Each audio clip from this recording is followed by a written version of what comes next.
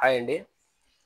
ఈరోజు వీడియో తీయడానికి కంటెంట్ ఏంటంటే, మనకు డాక్టర్ బిఆర్ అంబేద్కర్ ఓపెన్ యూనివర్సిటీలో second and fourth second and fourth semester June, జూలైలో జరిగిన రిజల్ట్స్ అయితే మనకు రావడం జరిగింది. ఈ రిజల్ట్స్ వచ్చిన తర్వాత రీవాల్యుయేషన్ డేట్స్ కూడా యూనివర్సిటీ వాళ్ళు ఇవ్వడం జరిగింది. ఆ యూనివర్సిటీ ఇచ్చిన లాస్ట్ డేట్ ఎప్పుడు అంటే మనకు ఈ మంత్ 26థ్ వరకు లాస్ట్ డేట్ ఉంది. 26థ్ వరకు ఎవరైనా రిజల్ట్స్లో ఫెయిల్ అయిన స్టూడెంట్స్ కానీ, లేదా ఈ మార్క్స్ ఇంకా ఇంక్రీజ్ అవ్వాలనే మైండ్ ఉన్న స్టూడెంట్స్ కానీ రీవాల్యుయేషన్ అప్లై చేసుకోవచ్చు. రీవాల్యుయేషన్ అప్లై చేసుకోవాలంటే మనకు యూనివర్సిటీ వెబ్సైట్లో వెళ్ళిన తర్వాత మనకు second and fourth semester revaluation link అనేది ఒకటి డిస్ప్లే అవుతూ ఉంటుంది. స్టూడెంట్ సర్వీసెస్లో లింక్ అది డిస్ప్లే అవుతుంది. దాని మీద క్లిక్ చేసిన తర్వాత మీ అడ్మిషన్ నెంబర్ అడుగుతుంది. అక్కడ మీరు సెకండ్ సెమిస్టరా, ఫోర్త్ సెమిస్టరా అని అడుగుతుంది.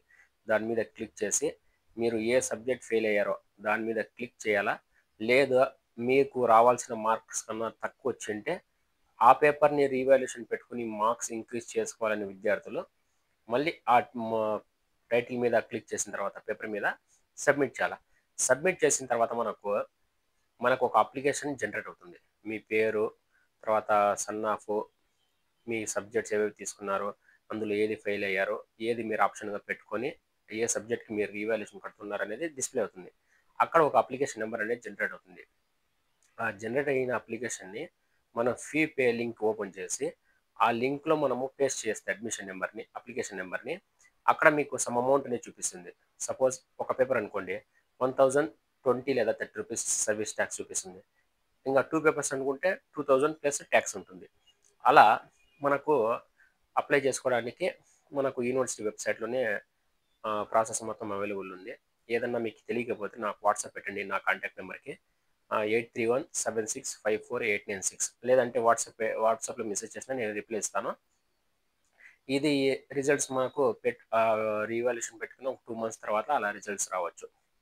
రిజల్ట్స్ పెట్టుకోవడానికి మెయిన్ రీజన్ ఏమంటే, ఈ పేపర్లో నేను పాస్ అవ్వాల్సింది ఫెయిల్ అయ్యానే నమ్మకం ఉన్న స్టూడెంట్స్, అదేవిధంగా మార్క్స్ రావాల్సిన దానికన్నా తక్కువ వచ్చింటే రీవాల్యుయేషన్ పెట్టుకుంటే మార్క్స్ ఇంక్రీజ్ అవుతాయని నమ్మకం ఉన్న స్టూడెంట్స్ పెట్టుకోండి.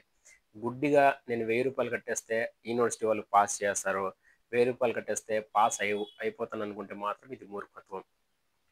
రీసెంట్గా ఈ మధ్య నేను చూసే చాలా మంది స్టూడెంట్స్ని ఎవరన్నా ఫోన్ చేసిన అడిగేది అదే, సార్ నేను 1000 రూపాయలు కట్టేస్తాను యూనివర్సిటీలో పాస్ చేస్తానని.